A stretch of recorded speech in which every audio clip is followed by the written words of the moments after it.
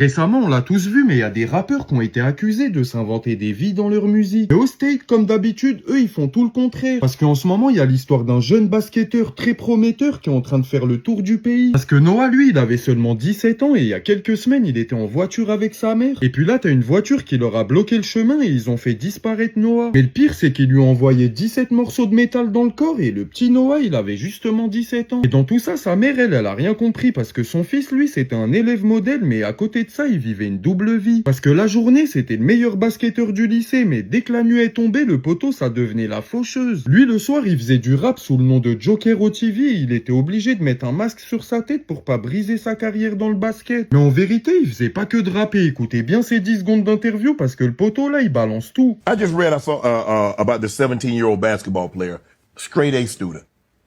They protected those guys. What happened? That's who killed my son.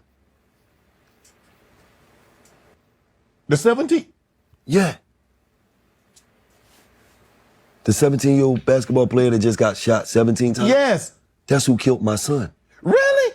Yes. Ouais, parce que le petit Noah, là, dès qu'il a disparu, la police, ils ont avoué qu'il était impliqué dans pas moins de 6 disparitions. Donc là, Noah, il nous a quittés il y a quelques semaines et il avait 17 ans. Et ils disent qu'il a lui-même fait disparaître le fils de Gilly qui nous a quittés, lui, il y a 2 ans. Ça veut dire que le poteau Noah, là, il avait 15 ans et il faisait disparaître des gens et le lendemain, il allait à l'école puis au basket.